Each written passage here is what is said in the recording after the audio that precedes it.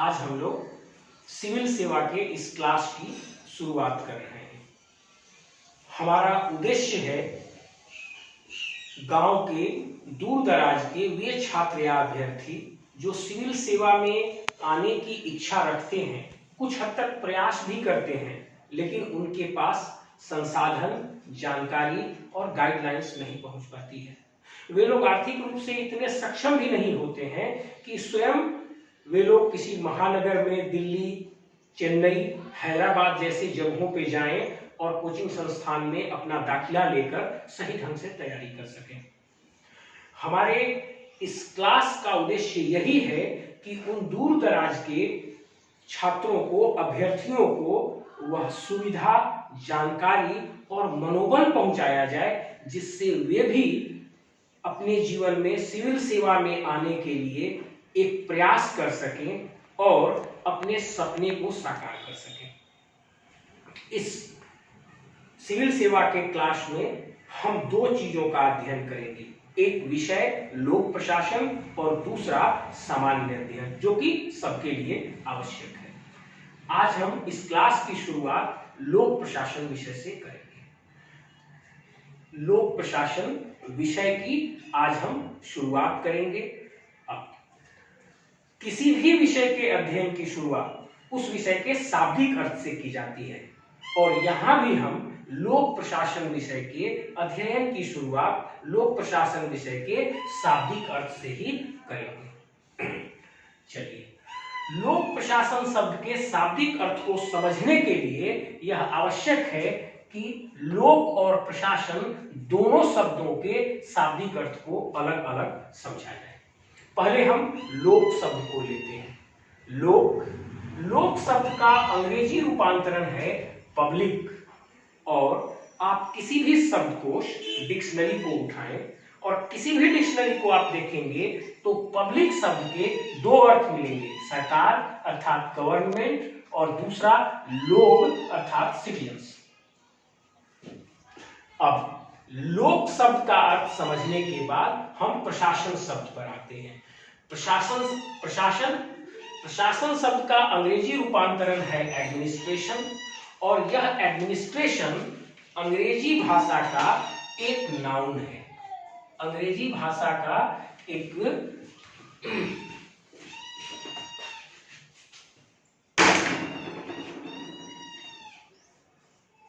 Noun है।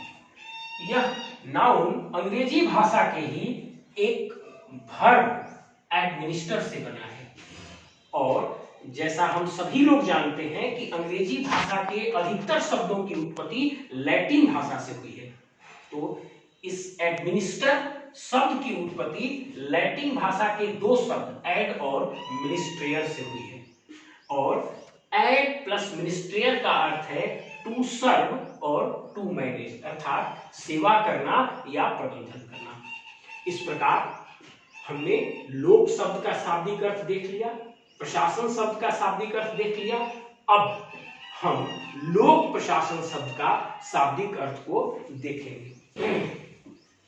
लोक प्रशासन शब्द के शाब्दिक अर्थ को हम देखेंगे।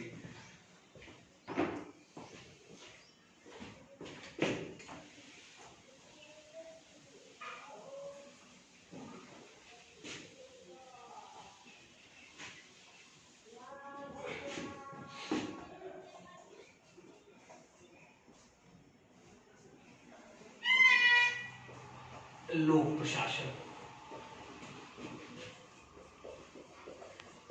लोक प्लस प्रशासन। अभी हमने देखा लोक शब्द के दो अर्थ हैं, सरकार और लोक। हम पहले अर्थ को लेते हैं, लोक शब्द के पहले अर्थ को लेते हैं सरकार को। लोक शब्द का पहला अर्थ लिया सरकार, और प्रशासन शब्द का शाब्दिक अर्थ लिया सेवा करना या प्रबंधन करना। अब इन दोनों शब्दों को जब आप जोड़ देंगे तो लोक प्रशासन शब्द का शाब्दिक अर्थ होगा सरकार के द्वारा सेवा करना या प्रबंधन करना।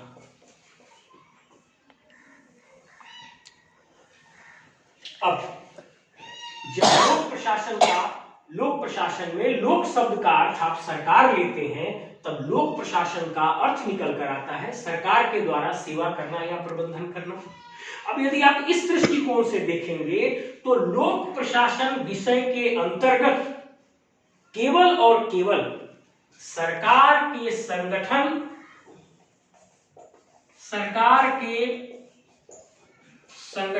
और कार्यों का अध्ययन किया जाएगा। अर्थात लोक प्रशासन की सीमा, लोक प्रशासन का विस्तार सरकार के संगठनों के अध्ययन और सरकार के कार्यों के अध्ययन तक सीमित हो जाएगी। अब एक चीज यहां हम आपको स्पष्ट करें, अब अधिकतर लेखक जो लोक प्रशासन विषय पर लिखते हैं उनके द्वारा लोक का अर्थ सामान्य रूप से सरकार ही लिया जाता है, और उस दृष्टिकोण से हमने यह देख लिया कि लोक प्रशासन का अर्थ हुआ सरकार के द्वारा सेवा करना या प्रबंधन करना, और दृष्टिकोण से लोक प्रशासन विषय के अंतर्गत सरकार के संगठन और कार्यों का अध्ययन किया जाएगा। अर्थात लोक प्रशासन विषय सरकार के संगठनों और कार्यों के अध्ययन तक सीमित होगा। अब हम लोक शब्द के दूसरे अर्थ को लेते हैं। लोक शब्द के दूसरे अर्थ को लेते हैं, और लोक शब्द का दूसरा अर्थ था लोग। अब लोक प्रशासन बराबर लोक प्लस प्रशासन, लोक का अर्थ दिया मैंने, लोक का दूसरा अर्थ लिया मैंने लोग, और प्रशासन का अर्थ सेवा करना या प्रबंधन करना।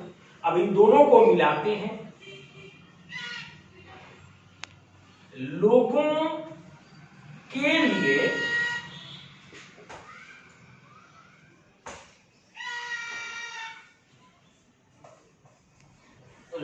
के लिए सेवा करना या प्रबंधन करना। अब आप ध्यान से देखिए, क्या लोगों के लिए आज केवल सरकार ही सेवा या प्रबंधन का कार्य करती है? हम कुछ उदाहरण लेते हैं। आप टेलीकॉम सेक्टर को देखिए, आप शिक्षा को देखिए, स्वास्थ्य को देखिए, ट्रांसपोर्टेशन को देखिए। इन सभी क्षेत्रों में सरकार के साथ साथ निजी सेक्टर और नॉन गवर्नमेंटल ऑर्गेनाइजेशन अर्थात गैर सरकारी संगठन भी सेवा और प्रबंधन करने का कार्य करते हैं। और इस दृष्टिकोण के अनुसार लोक प्रशासन के अंतर्गत कोई भी संगठन जो सेवा या प्रबंधन का कार्य करता है उन सभी को समाहित किया जाएगा, और लोक प्रशासन विषय के अंतर्गत सरकार के साथ साथ उन सभी संगठनों का जो लोगों के लिए सेवा या प्रबंधन का कार्य करते हैं अध्ययन किया जाएगा। और इस दृष्टिकोण से जब आप देखेंगे तो लोक प्रशासन विषय के अंतर्गत सरकार के साथ साथ सिविल सोसाइटीज, एनजीओज और प्राइवेट एंटिटीज, इन सभी का अध्ययन लोक प्रशासन विषय के दायरे में आएगा।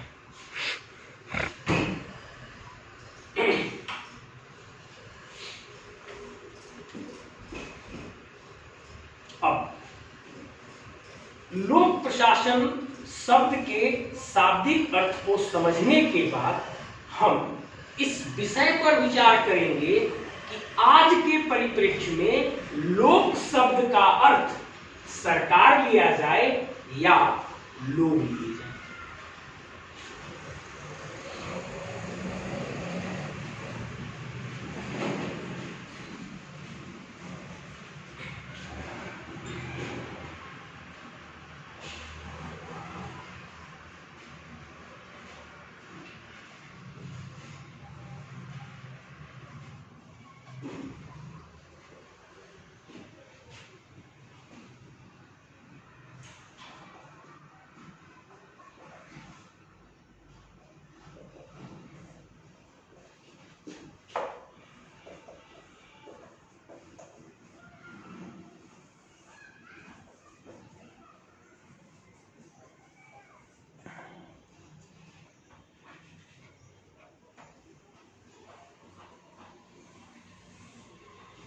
अब दोनों प्रकार से लोक प्रशासन का अर्थ समझने के बाद हम आज इस विषय पर विचार करेंगे कि वर्तमान परिप्रेक्ष्य में लोक शब्द का अर्थ सरकार लिया जाना उचित है या लोग लिया जाना उचित है। इस प्रकार के प्रश्न सिविल सेवा के मुख्य परीक्षा में पूछे जाते हैं।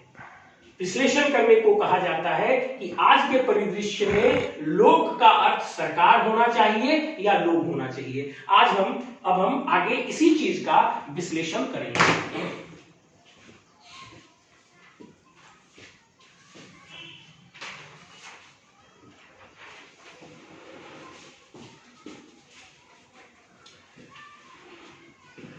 आज की परिस्थितियों में नए नए सिद्धांतों के आलोक में हम इस बिंदु का विश्लेषण करेंगे कि वर्तमान परिप्रेक्ष्य में लोक का अर्थ सरकार लिया जाना चाहिए या लोग लिया जाना चाहिए। हम सबसे पहले पहला सिद्धांत लेते हैं, ट्रिपल ई का सिद्धांत, ई। इसका अर्थ होता है इफिशियंसी, इकोनॉमी एंड इफेक्टिवनेस। मतलब सरकार या प्रशासन का कार्य अधिक से अधिक इफिशिएंट, इकोनॉमिकल एंड इफेक्टिव होना चाहिए। मतलब प्रशासन के कार्य में इफेक्टिवनेस अर्थात प्रभावकारिता के साथ साथ मितव्ययिता भी होनी चाहिए और दक्षता भी होनी चाहिए। इफिशियंसी मतलब दक्षता, इकोनॉमी मतलब मितव्ययिता और इफेक्टिवनेस मतलब प्रभावशीलता। मतलब प्रशासन का कार्य प्रभावी होना चाहिए लेकिन दक्षता और मितव्ययिता के साथ। अब आप इस बात पर विचार करिए कि अकेले सरकार प्रशासन के कार्यों को क्या इकोनॉमिकल इफेक्टिवनेस के साथ, इकोनॉमी और इफेक्टिवनेस के साथ इफिशियंसी और इकोनॉमी के साथ इफेक्टिव बना सकती है। मैं पुनः इस पंक्ति को रिपीट करता हूं, आप इस बात पर विचार करिए, आज सरकार के ऊपर जितने कार्य हैं, क्या सरकार अकेले एक प्लेयर के रूप में प्रशासन के कार्यों को मितव्ययिता और दक्षता के साथ प्रभावी बना सकती है? अर्थात इकोनॉमी और इफेक्टिवनेस, इकोनॉमी और इफिशियंसी के साथ इफेक्टिव बना सकती है? यह संभव नहीं है। इसके लिए यह आवश्यक है कि सरकार के साथ साथ प्रशासन के कार्यों में और गैर सरकारी संगठनों को भागीदार बनाया जाए और सभी मिलकर कार्य का बंटवारा करके जब कार्यों को करेंगे तभी प्रशासन का कार्य इफिशियंसी के साथ, इकोनॉमी के साथ इफेक्टिव हो पाएगा। अर्थात मितव्ययिता के साथ, दक्षता के साथ प्रभावी हो पाएगा। और यह सिद्धांत भी इस बात की ओर इशारा करता है कि लोक प्रशासन के अंतर्गत केवल और केवल सरकार को नहीं रखा जाना चाहिए, सरकार के साथ साथ गैर सरकारी संगठनों को जरूर भागीदार बनाया जाना चाहिए, तभी प्रशासन का कार्य इकोनॉमिकल, इफिशिएंट एंड इफेक्टिव हो पाएगा। अब दूसरे बिंदु पर आते हैं, दूसरे सिद्धांत पर आते हैं, एलपीजी। इसका अर्थ है liberalisation, privatisation and globalisation. Liberalisation का अर्थ है सरकार के कानूनी नियंत्रण को कम करना। प्राइवेटाइजेशन का अर्थ है प्रशासन के कार्यों को ज्यादा से ज्यादा निजी हाथों में सौंपना। और ग्लोबलाइजेशन का अर्थ है वैश्विक स्तर पर प्रशासन के कार्यों में सहयोग लेना, आउटसोर्सिंग करना और उन दूसरे देशों, संगठनों से भी मदद लेना। यह भी एक प्रयास है प्रशासन को इफिशिएंट, इकोनॉमिकल एंड इफेक्टिव बनाने का। अब जब हम एलपीजी पर आते हैं, लिबरलाइजेशन, प्राइवेटाइजेशन और ग्लोबलाइजेशन पर, तो यह सिद्धांत भी इस बात की वकालत करता है कि सरकार के नियंत्रण को कम से कम किया जाए, सरकार के कार्यों को निजी संगठनों को भी सौंपा जाए, और यदि जरूरत पड़े तो वैश्विक स्तर पर दूसरे देशों और दूसरे देशों में स्थित संगठनों से भी प्रशासन के कार्यों में मदद लिया जाए। इसी को लिबरलाइजेशन, प्राइवेटाइजेशन, ग्लोबलाइजेशन कहा जाता है। और इस सिद्धांत के द्वारा भी इस ओर इशारा किया जाता है कि लोक प्रशासन के अंतर्गत न केवल सरकार बल्कि सरकार के साथ साथ गैर सरकारी संगठनों को भी शामिल किया जाना चाहिए। अब तीसरा आते हैं प्रजातांत्रिक दबाव।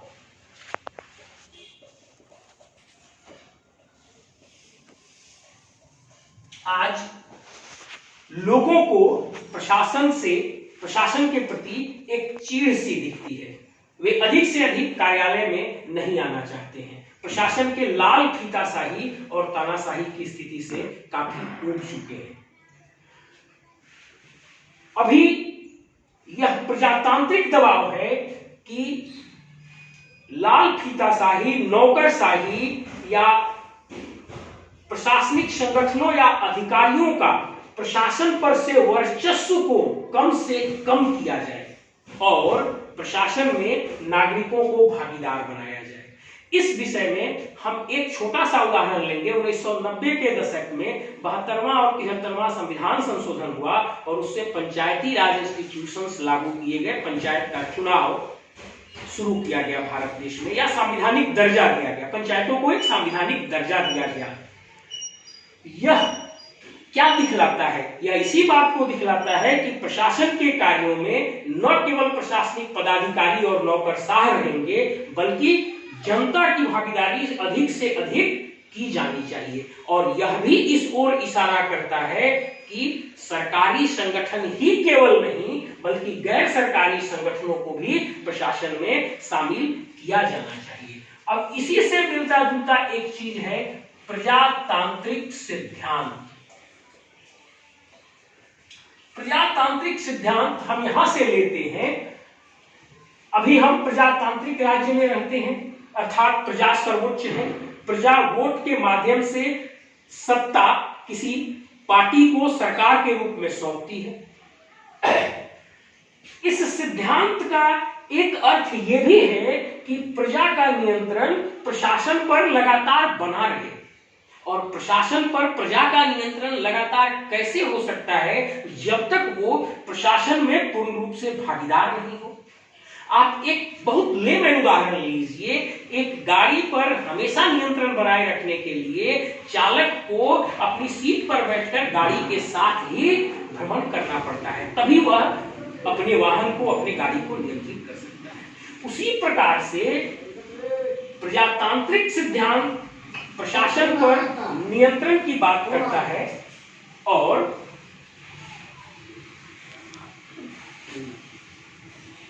प्रजातांत्रिक सिद्धांत प्रशासन पर नियंत्रण, प्रजा के द्वारा नियंत्रण की बात करता है और प्रशासन पर प्रजा के द्वारा नियंत्रण तभी संभव है जब प्रजा की अधिक से अधिक प्रशासन में भागीदारी हो, अर्थात सरकार के संगठनों के साथ साथ गैर सरकारी संगठनों की भी अधिक से अधिक इसमें भागीदारी हो। और यह सिद्धांत भी इस ओर इशारा करता है कि प्रशासन में केवल सरकार नहीं बल्कि गैर सरकारी संगठनों को भी शामिल किया जाना चाहिए। अब पांचवा बिंदु पर आते हैं, यह है एडमिनिस्ट्रेटिव लैग।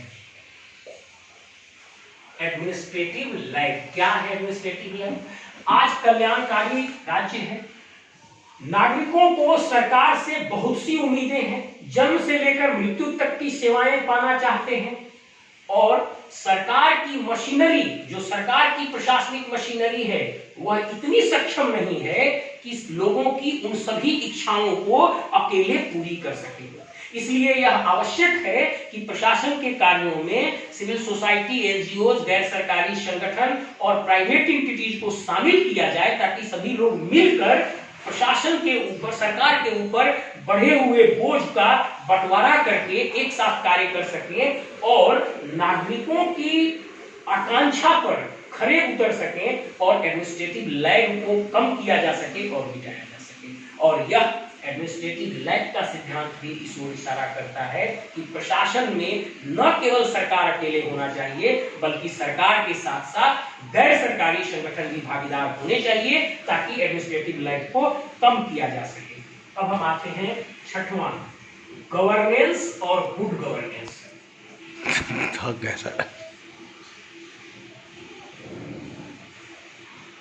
गवर्नेंस और गुड गवर्नेंस।